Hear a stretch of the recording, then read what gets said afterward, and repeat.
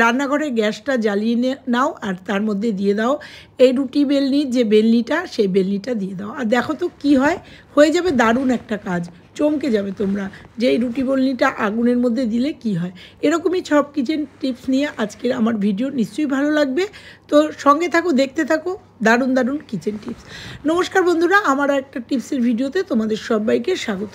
এই রকম যাদের কিচেন এরকম করা আছে, কভার করা আছে, সেই কভারগুলো কিন্তু ভীষণভাবে নোংরা হয়। আর এগুলো আমরা কিন্তু জল দিয়ে ধুতে পারি না, কারণ এগুলো হচ্ছে সবই প্লাইয়ের কাজ। তো আমি তোমাদের ছোট্ট করে একটা ক্লিনিংয়ের কাজ দেখাবো। এখানে একটা টিস্যু নিয়ে নিয়েছি, আর এই টিস্যুটা আমার শুকনো হয়ে গেছে যেহেতু ওটা খোলা ছিল। আর এই টিস্যুর মধ্যে নিয়ে নেবো, তোমরা জানো আমি ক্লিনিংয়ের কাজ যখনই করি তখনই আমার যে ঘরে হ্যান্ড স্যানিটাইজার আছে, অনেক দিনের পুরনো, একদম আনা ছিল করোনার সময়, ডেট পেরিয়ে গেছে, সেটা কিন্তু আমি ফেলিনি। তোমরা জানো, যারা আমার টিপস দেখো তারা জানো এই হ্যান্ড স্যানিটাইজার দিয়ে আমি বিভিন্ন ক্লিনিংয়ের কাজ করি। সেরকমই দেখো এই ক্লিনিংয়ের কাজটাও করবো। আর দেখো রান্নাঘরে এই জায়গাটা, এই সানমাইকাগুলো কীভাবে নোংরা হয়েছে। আর এখানে জল দেওয়া যাবে না, জল যত না দেওয়া যায় তত ভালো। আমি এই টিস্যুটা দিয়ে কি সুন্দরভাবে ক্লিনিংয়ের কাজ করব আর তোমাদের সঙ্গে শেয়ার করব। কারণ যেহেতু এটা সাদা বা এটা অরেঞ্জ কালার তোমরা দেখতে পাচ্ছ, আর এই ধরনের রান্নাঘর কিচেন আমাদের কিন্তু অনেকেরই থাকে, আর এগুলো কভার করা থাকে। আর সেই কভারগুলো কিন্তু আমাদের পরিষ্কার করতে হয় সপ্তাহে একদিন। আর সেই জন্য তোমাদের এই ক্লিনিংটা দেখিয়ে দিচ্ছি। তোমরা একদম হ্যান্ড স্যানিটাইজার এখনও মানে মার্কেটে অ্যাভেলেবেল, সেটা নিয়ে এসো, বা অনেকের ঘরেই কিন্তু এখনও সে ডেট পেরিয়ে যাওয়া এইগুলো আছে, মানে হ্যান্ড স্যানিটাইজারগুলো আছে, সেগুলো কিন্তু ফেলে না দিয়ে তোমরা কিন্তু এই কাজগুলো করে নিতেই পারো। তো দেখতে পাচ্ছ আমি আবার একটুখানি বেশি করে নিয়ে নিলাম, নিয়ে আমি কিন্তু এই পুরো যে আমার রান্নাঘরের যে কাবার্ডগুলো, সেগুলো কিন্তু সুন্দর করে আমার এই সানমাইকাগুলো পরিষ্কার করে নিলাম। তো দেখো এইভাবে পরিষ্কার করে একদম পুরো নতুনের মতো পুরো রান্নাঘরটাকে আমি পরিষ্কার করে নিলাম। কেমন লাগলো ছোট্ট একটা টিপস, কিন্তু খুব প্রয়োজনীয় টিপস। এটা কিন্তু আমরা ভীষণভাবে নোংরা হয়, আর বিশেষ করে সাদা হলে খুব বাজে লাগে।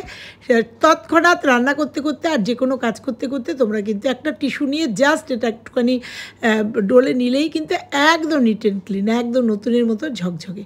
তো দেখো ছোট্ট একটা টিপস, নিশ্চয়ই উপকারে লাগবে। আর উপকারে আসলে একটা ছোট্ট করে লাইক দিয়ে চলে যাবো পরের টিপসে। আমরা গ্যাস লাইটার সবাই ব্যবহার করি, কিন্তু গ্যাস লাইটার ব্যবহার করতে গিয়ে এরকম জং পড়ে যায় আর দেখতে খুব বাজে লাগে, অনেক সময় জ্বলেও না। সেক্ষেত্রে কী করব, কলগেট নিয়ে নেবো, কারণ আমরা এই গ্যাস লাইটারেও কিন্তু জল দিতে পারবো না। সেক্ষেত্রে আমরা একটুখানি কলগেট নিয়ে নেবো। আর আমরা জানি কলগেট, সাদা কলগেট ভীষণভাবে ক্লিনিংয়ের কাজ করে। তো দেখো একটুখানি আঙুল দিয়ে এরকম করে মাখিয়ে 10 মিনিট মতো রেখে দেবো। তারপরে এটাকে জাস্ট একটু ব্রাশ করে নিলেই তোমরা দেখবে একদম জং উঠে গেছে, পরিষ্কার হয়ে যাবে।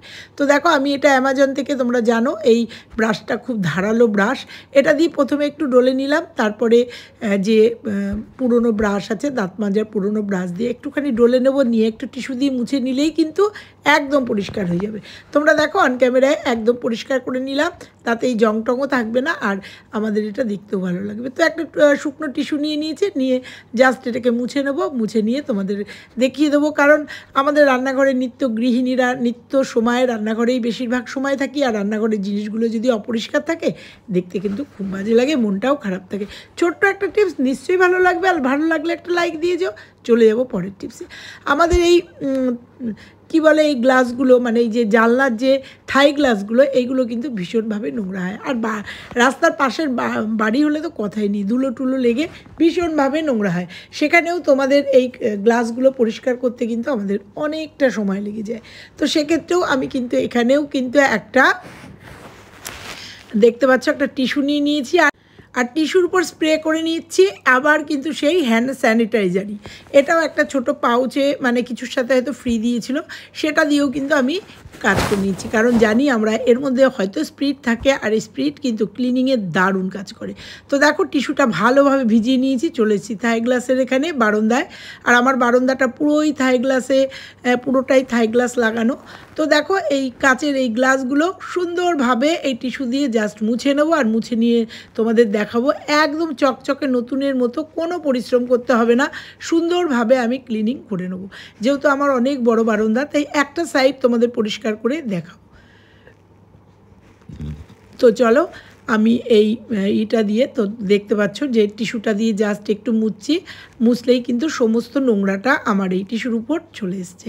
তো দেখো ওপর নিচ করে পুরোটা কিন্তু আমি মুছে নিলাম। এইভাবে আমরা এখন প্রায় বাড়িতেই আমাদের এই থাই গ্লাস বা এই কাচের জানলাগুলো থাকে, সেক্ষেত্রে আমরা এই ছোট্ট একটা টিপস কিন্তু ব্যবহার করতেই পারি। একটুখানি এই হ্যান্ড স্যানিটাইজার লাগিয়ে নিয়ে আমরা কিন্তু এই গ্লাসগুলোকে একদম নতুনের মতো রাখতে পারি।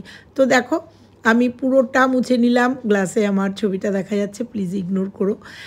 তো দেখো একদম মুছে নিয়েছি, আর কতটা নোংরা বেরিয়েছে সেটাও তোমাদের দেখিয়ে দিলাম। এইবার দেখো অনেক সময় এটা মুছতে গেলে একটু ভেজা ভেজা থাকে, তোমরা পরে একটা শুকনো ন্যাকড়া দিয়ে কিন্তু মুছে নিতে পারো।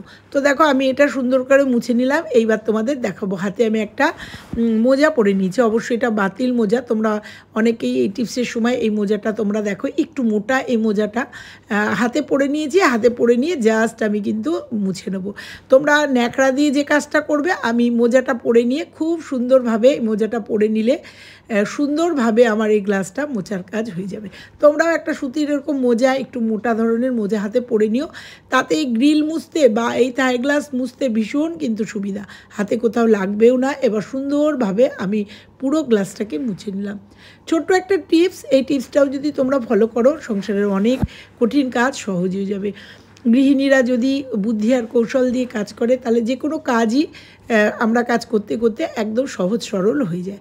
তো দেখো আমি পুরোটা পরিষ্কার করে নিয়েছি বারান্দাটা, আর তোমাদেরকে এই গ্লাসগুলো একবার দেখিয়ে দিলাম কতটা পরিষ্কার হয়েছে। নিশ্চয়ই নিজেদের চোখে তোমরা দেখে নাও। এইভাবে ছোট ছোট টিপসের মাধ্যমে আমরা কিন্তু যে কোনো কাজ সুন্দরভাবে করে রাখতে পারি। চলে যাব পরের টিপসে। রাতে রুটি করেছিলাম, রুটি করার পরে অনেকগুলো রুটি বেঁচে গেছিলো, বাসি রুটি। আর বাসি রুটি আমরা জানি বাসি রুটি একটু কেমন যেন হয়ে যায়। তো বাসি রুটিটা একদম টাটকা করে নেবো, সেই একটা পদ্ধতি তোমাদের আজকে শেয়ার করব। তো দেখো এই 4টে না 3টে রুটি এখানে বাসি, সেই বাসি রুটিগুলো একদম সুন্দর নরম তুলতুলে আর একদম টাটকা করে নেবো। তার জন্য একটা ছোট্ট টিফিন বক্সের মধ্যে মুখটা আটকে দিয়েছি, আটকে নিলাম। আর ওদিকে আমি গ্যাসে বসিয়ে দিয়েছি প্রেশার কুকারে একটুখানি গরম জল। তোমরা চাইলে ভেতরে একটা স্ট্যান্ড বসিয়ে নিতে পারো, কিন্তু আমি স্ট্যান্ড বসাবো না। আমি ডাইরেক্ট দেখো জলটাকে একটু গরম করে নেবো, মানে একটু ফুটিয়ে নেবো। গরম করে নিয়ে এই টিফিন বক্সটা দিয়ে দেবো আর মুখটা আটকে দেবো। একদম মানে একদম গরম হয়ে যাবে আর একদম টাটকা রুটির মতো রুটিটা হয়ে যাবে। তো দেখো মুখটা আটকে নিলাম। এই ছোট্ট ছোট্ট টিপসগুলো যদি আমরা মেনটেন করি, তাহলে আমাদের শরীর স্বাস্থ্যও ভালো থাকে এবং আমাদের অনেক জিনিস অপচয় হয় না, কারণ আমরা সাধারণত অনেকেই বাসি রুটি ফেলে দিই। তো দেখো আমি এসে মানে সিটি পড়ার আগে দেখো বার করে নিলাম, আর একটু শিরশির আওয়াজ হচ্ছে, আমি খুলে নিলাম। খুলে নিয়ে বাটিটাকে বার করে নেবো। টিফিন বক্সটাকে হাত দিয়ে বার করা যাবে না, আমি একটা হাতা দিয়ে দেখো টিফিন বক্সটাকে তুলে নিয়ে এসে তোমাদের দেখাবো। রুটিগুলো কিন্তু একদম টাটকা মনে হবে যেন এইমাত্র করে দিয়েছি, যেমন গরম হয়ে হবে সেরকম নরম তুলতুলে হয়ে যাবে। তো বাসি রুটি ফেলে না দিয়ে, অনেক সময় তো বাসি রুটি বেঁচে যায়, ফেলে না দিয়ে তোমরা এই টিপসটা অবলম্বন করলেই কিন্তু তোমরা দেখতে পাবে। এর আগে তোমাদের দেখেছি যে আটাও কিন্তু একইভাবে তোমরা নর্মাল ওয়েতে ফিরিয়ে নিয়ে আসতে পারো। তো দেখো রুটিগুলো ছিঁড়ে দেখাচ্ছি, দেখো একদমই কিন্তু মনে হবে একদম টাটকা রুটি। কেমন লাগলো অবশ্যই কিন্তু একটা কমেন্ট করে জানাবে। চলে যাব পরের টিপসে।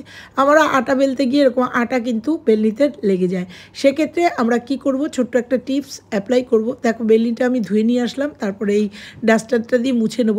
এইবার রুটি বেলার আগে আমাদের যে কাজটা করতে হবে, সেই কাজটা যদি করি তাহলে আমাদের কখনোই আর আটা ওয়েস্টেজ হবে না, বা এই বেলনিটার মধ্যে আটা লেগে যাবে না। আটা লেগে গেলে সত্যিই বেলনিটা খুব বাজে লাগে, অনেক সময় পোকামাকড়ের উপদ্রব হয়। তো দেখো এটাকে জাস্ট একটুখানি আমি গ্যাসটা জ্বালিয়ে নিয়েছি, আর গ্যাসের মধ্যে এটাকে দিয়ে দেবো, বেলনিটাকে দিয়ে দেবো। বেলনিটাকে দিয়ে ভালো করে একটু সেঁকে নেবো, ভালো করে একটু গরম করে নেবো। তারপরে যদি এই বেলনিটাকে দিয়ে আমরা রুটি বেলি, তাহলে কোনো মতেই কিন্তু আটা একটুও লাগবে না। ছোট্ট একটা টিপস অ্যাপ্লাই করে দেখো, ভীষণ উপকার পাবে। তো দেখো আমি একদম হয়ে গেছে আমার এটা। এরপরে সামান্য একটু তেল, হাতে 2-1 ফোঁটা সাদা তেল, এটা না দিলেও হয়, কিন্তু এটা জাস্ট তোমরা স্কিপ করতেও পারো, কিন্তু আমার এই বেলনিটাকে ভালো রাখার জন্য একটুখানি সাদা তেল জাস্ট একটুখানি এর মধ্যে মাখিয়ে নিলাম। তারপরে এটাকে মুছে নেব। তারপরে দেখো আমি রুটি বেলে তোমাদের দেখাবো। তো দেখো রুটি বেলে দেখাবো, একটুও কিন্তু আমার বেলনির গায়ে লাগবে না।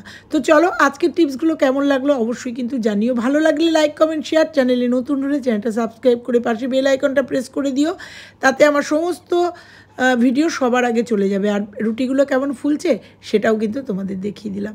প্রত্যেকটা রুটিগুলো কিন্তু এইভাবে ফুলে যাবে। তো চলো আবার আসছি অন্য কোনো ভিডিওর সঙ্গে, ততক্ষণের জন্য সবাই ভালো থেকো, সুস্থ থেকো, টাটা।